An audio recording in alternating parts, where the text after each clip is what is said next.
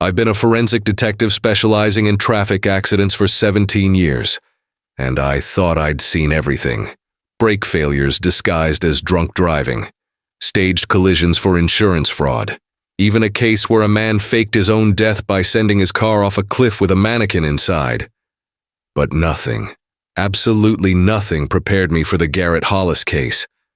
Nothing prepared me for the night I stood in front of a charred motorcycle frame on Route 19 and realized that the laws of physics, or at least the laws I believed in, had just been shattered. The call came at 2:30 in the morning. A trucker had spotted flames on the shoulder of Route 19, a desolate stretch of highway that cuts through the pine forests north of the city. By the time fire crews arrived, there wasn't much left. Just twisted metal, melted rubber, and the acrid smell of burning fuel mixed with something else. Something chemical and wrong that made my throat close up when I first approached the scene. The motorcycle was a custom build. That much was clear even in its destroyed state. High-end components, carbon fiber parts that had bubbled and warped in the heat, and when we ran the VIN number that had somehow survived on the frame, I felt my stomach drop. Garrett Hollis. The name hit me like a physical blow. Everyone knew the Hollis family. Their fortune came from gold, not mining it themselves, but from investment funds that tracked gold prices, from rare coin collections, from a network of precious metal refineries that stretched across 3 continents. Garrett's grandfather had started with a single pawn shop in the 1950s and built an empire that was now worth somewhere north of $4 billion. But Garrett wasn't interested in board meetings or quarterly reports. Garrett was the wild one, the one who raced motorcycles at private tracks, who collected vintage bikes worth more than most people's houses, who'd once been photographed doing a wheelie past a line of paparazzi outside a charity gala. The rebellious billionaire biker. The tabloids loved him. I stood there in the flashing red and blue lights watching my team photograph the wreckage, and I felt something cold settle in my chest. No body. We'd searched a 100-yard radius. No body, no blood, no tissue. Just the bike, destroyed so completely that identifying it had required pulling serial numbers from components deep in the wreckage. My partner, a younger detective named Sarah Chen, came up beside me. Her face was pale in the harsh portable lights we'd set up. "Ejected?" she asked, though her tone suggested she didn't believe it. "At this temperature? At this impact level?" I shook my head. If he was on this bike when it crashed, we'd find something. Bone fragments at minimum. The heat wasn't enough to completely cremate a body. So he wasn't on it? That's when the first impossible thing happened. My phone buzzed. An email from our tech forensics team working remotely from the lab. They'd pulled preliminary data from the bike's onboard computer system. These high-end motorcycles have GPS tracking, acceleration data, everything recorded and stored. I opened the attachment, expecting to see the bike's final journey, its speed, its location when it crashed. Instead, I read the message 3 times before I could make my mouth form words. "Sarah," I said quietly, and something in my voice made her step closer. "The GPS data shows this motorcycle was traveling at 97 miles per hour on Highway 40 at the exact time it crashed here on Route 19. She blinked. "That's, what, 200 miles away?" 234 miles. Highway 40 runs along the coast. This is Route 19, inland, through the forest. I looked at the twisted wreckage, then back at my phone. According to this data, Garrett Hollis's motorcycle was in 2 places at once. The investigation should have been straightforward after that. Obviously, someone had tampered with the GPS data. Obviously, this was staged. But then the Highway 40 toll plaza sent us their camera footage, and I watched, frame by frame, as a motorcycle matching the exact description of Garrett's custom build, same color scheme, same distinctive modifications, blew through the toll gate at 98 miles per hour at 1:47 a.m. The timestamp matched our crash scene data perfectly, and through the camera's grainy night vision footage, I could just make out the rider's build. The way he leaned into the bike looked exactly like Garrett Hollis. I didn't sleep for 2 days after that.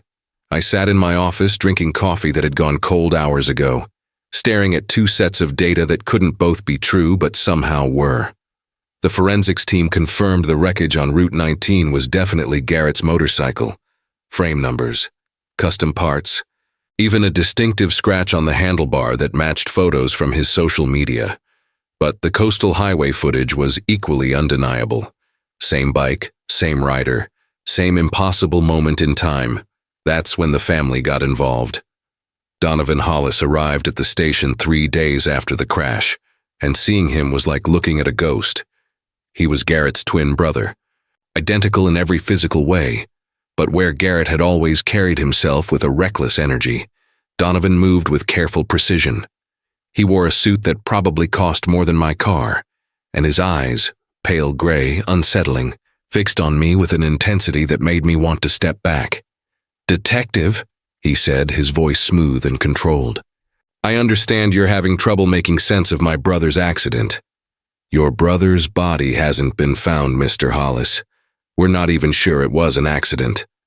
Something flickered across his face. Not quite a smile. Garrett always was good at disappearing when he wanted to. Our father used to say he had a gift for being in two places at once. He paused, and the pause felt deliberate, calculated. Metaphorically speaking, of course. I gestured to the chair across from my desk. "Tell me about your relationship with Garrett." Donovan sat, crossing his legs with casual elegance. "We were twins, identical, born 4 minutes apart. He always claimed those 4 minutes gave him seniority, though legally it meant nothing." His fingers drummed once on the armrest. "We were close as children, less so as adults. Garrett preferred motorcycles and adrenaline. I preferred balance sheets and growth projections. And the family business? Our father died 6 years ago, heart attack officially, though the stress of choosing an heir probably contributed." Donovan's expression remained neutral, but I caught something underneath, old anger, carefully buried. He left the company to both of us, 50-50, equal shares, equal voting rights, a recipe for deadlock and disaster. "You and Garrett didn't agree on the company's direction?" Garrett didn't care about the company's direction. He cared about the access to money, the ability to do whatever he pleased. He wanted to sell off assets, liquidate gold reserves to fund his racing dreams, his bike collection, Donovan's jaw tightened. His lifestyle. I wanted to grow the business, expand into new markets. We fought, constantly. The board meetings became war zones. I leaned forward. "Where were you the night of the crash?" "At home, in my penthouse downtown, alone." He met my eyes without flinching. "I have building security footage showing me entering at 9 p.m. and not leaving until 7 the next morning. I also have phone records, internet activity logs. I was nowhere near Route 19, or Highway 40 for that matter." I studied him. The perfect alibi, delivered without emotion. "Did Garrett have enemies?" Donovan laughed, but there was no humor in it. "Garrett was a billionaire who spent his money like water and cared nothing for the people he left in his wake. Business rivals who lost contracts because he blocked proposals out of spite. Women he promised things to and then abandoned. Mechanics and designers he'd commission for custom work and then refused to pay if he decided he didn't like the finished product." "Yes, Detective. Garrett had enemies. Anyone specific I should look at?" "Start with Marcus Vega. Owned a custom motorcycle shop on the east side. Garrett commissioned a bike from him 2 years ago, $50,000 worth of custom work, then claimed the exhaust note wasn't exactly what he wanted and refused to pay. Marcus sued. Garrett buried him in legal fees until Marcus had to close his shop." Donovan stood, smoothing his jacket. "But if you're asking me who I think did this, I think Garrett did it himself, staged his own death.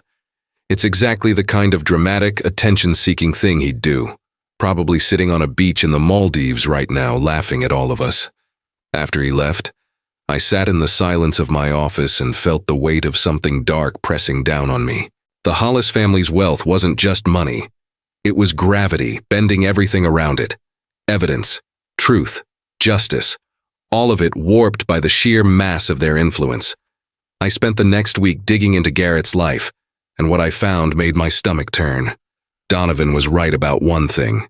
Garrett had left wreckage everywhere he went. Failed business ventures funded by family money, and abandoned when they stopped being interesting.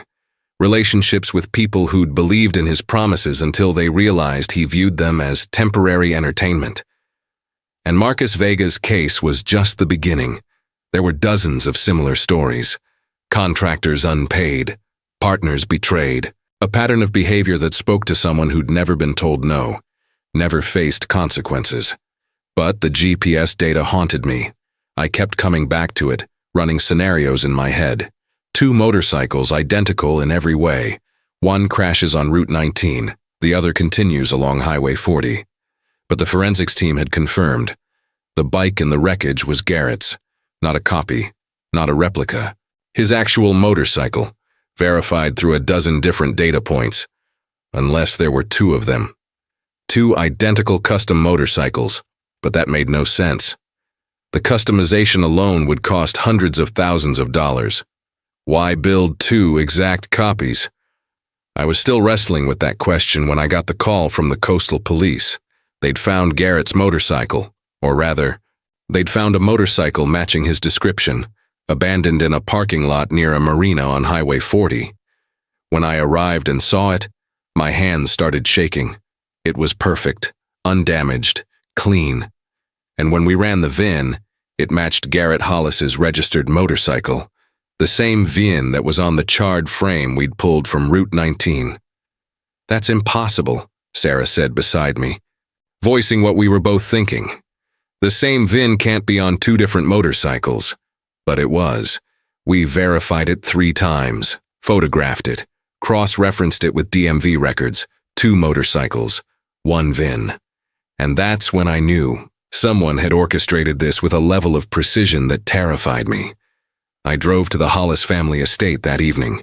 It sat on 200 acres of manicured grounds, the main house a sprawling colonial revival, with white columns and wings that stretched out like arms. A butler answered the door, led me through hallways lined with paintings worth more than my annual salary, and deposited me in a study where Donovan sat behind a mahogany desk. "Detective?" he said, not looking surprised. "I wondered when you'd come." "You knew," I said, and my voice came out harder than I'd intended. "About the 2 motorcycles." Donovan set down his pen. I knew Garrett had commissioned a duplicate. He called it his insurance policy. In case something happened to the original, he'd have an exact replacement. He paused. He was paranoid about his bikes, obsessive. The idea of losing one to theft or damage, it ate at him. "But you didn't think to mention this when we talked about his disappearance?" "I assumed you'd figure it out. You're a detective, after all." Donovan's pale eyes fixed on me. "And I wanted to see if you were competent enough to find the truth." The truth. The word sat between us like a living thing. "What is the truth, Mr. Hollis?" He stood, walked to the window. Outside, the grounds stretched away into darkness. My brother was a complicated man, brilliant in some ways, destructive in others. He carried our father's death like a weight around his neck, even though, especially though, he'd never admit it. Our father's last words to him were unkind. Told Garrett he'd wasted his potential, that he was a disappointment, that the family would be better off without him. "And?" I prompted when he fell silent. "And Garrett spent the next 6 years trying to prove him wrong, while also trying to destroy everything our father built. It was his way of grieving, his way of raging." Donovan turned back to me. 3 weeks ago, we had our worst fight yet. Board meeting. Garrett proposed selling off the entire gold reserve portfolio, $2 billion in assets, to fund a motorcycle racing team. His racing team. I blocked it. He threatened to go to the media, to expose family secrets that would crater our stock price. I told him if he did, I'd have him removed from the company entirely. Legal clause our father put in. If either heir acts against the company's interests, they can be voted out by the board. What did he say? He said he'd burn it all down before he let me win. Donovan's voice was flat, empty. He said he'd rather die than live under my control. The pieces were starting to fit together, but I didn't like the picture they formed. You think he staged his death? I think my brother was self-destructive enough to crash one motorcycle on Route 19, leave it burning as a message to me, and then ride the duplicate bike to Highway 40 and disappear. I think he's out there somewhere, laughing at this entire investigation, watching us scramble and search while he's free of the family, free of the business, free of me. That would require perfect timing. I said, he'd have to crash the first bike, escape without injury, get to the second bike, and be on Highway 40 at the exact right moment to pass through the toll plaza. The margin for error would be minutes. My brother was good with timing. He had to be riding motorcycles at the speeds he did. Donovan returned to his desk. Are we done, detective? I wanted to say no. I wanted to push harder, to crack the careful facade he wore like armor. But I also knew I was standing in a house worth more than I'd earn in 10 lifetimes, facing a man with lawyers who could bury me in paperwork until I retired. For now, I said, and left. But I couldn't let it go. Something in Donovan's story didn't sit right. The timeline was too perfect, the execution too precise, and there was something else, something nagging at the back of my mind. I went back to the crash site on Route 19, stood there in the daylight, looking at the scorch marks on the pavement, the gouges where the motorcycle had tumbled and burned, and I noticed something I'd missed before, the angle of impact, the way the bike had hit the guardrail and ricocheted. It wasn't consistent with a rider losing control. It was consistent with a rider deliberately aiming the bike at high speed, or with no rider at all. I called Sarah. Get me everything you can on remote motorcycle operation. Custom builds with automated controls. Anything that would let someone control a bike without being on it. She called back 2 hours later. There's a company in Germany that makes remote guidance systems for motorcycle testing. High-end stuff, very experimental. They've only sold 3 systems worldwide in the last 2 years. And one of them was sold to a private buyer in the United States, Marcus Vega. The name hit me like ice water. The mechanic Garrett had destroyed. The man who'd lost everything because Garrett refused to pay for his work. I found Marcus Vega in a small apartment above a laundromat on the edge of the city. He answered the door on the 3rd knock, and I saw immediately that whatever revenge I'd imagined, the reality was worse. He was gaunt, hollow-eyed, wearing clothes that had seen better years. The apartment smelled like stale beer and regret. You're here about Garrett Hollis, he said. Not a question. I'm here about the remote guidance system you bought. He laughed, a broken sound. Of course. Yeah, I bought it. After he ruined me, after I lost my shop, I thought about revenge. Thought about what I could do with a system like that. Program a bike to crash itself. Make it look like an accident. He sat heavily on a worn couch. But I never used it, detective. I thought about it every day for 6 months, but I never used it. Because I'm not a killer, and Garrett Hollis wasn't worth spending my life in prison. Then who did? Marcus looked at me with something like pity. You really don't see it, do you? The 2 motorcycles. The perfect timing. The way everything points away from the actual crime. He leaned forward. Garrett Hollis didn't stage his death. Someone wanted you to think he staged his death. Someone who needed him gone but couldn't afford to have it look like murder. Someone who would inherit everything if Garrett disappeared. Donovan. The name crystallized in my mind with terrible clarity. The night of the crash, Marcus continued, someone broke into my storage unit. Took the remote guidance system. I filed a police report, but nobody cared. Just another robbery in a bad neighborhood. He met my eyes. But I kept the purchase records, the instruction manual, and I know how that system works. It takes hours to install, to calibrate. Whoever took it had been planning this for weeks, maybe months. I left Marcus's apartment and drove straight to the state crime lab. Demanded a full forensic review of the Route 19 crash site. And 3 days later they found it. Microscopic traces of a different type of rubber on the pavement, consistent with the tires being dragged or placed rather than skidding under acceleration. Signs of installation hardware on the motorcycle frame that didn't match Garrett's maintenance records. And most damning of all, traces of DNA on the second motorcycle, the one found near Highway 40, Donovan Hollis's DNA. The arrest happened quietly, as these things do with the wealthy. No dramatic confrontation, just lawyers and paperwork and careful negotiations. But Donovan didn't deny it in the end. Sitting across from me in the interrogation room, he looked almost relieved.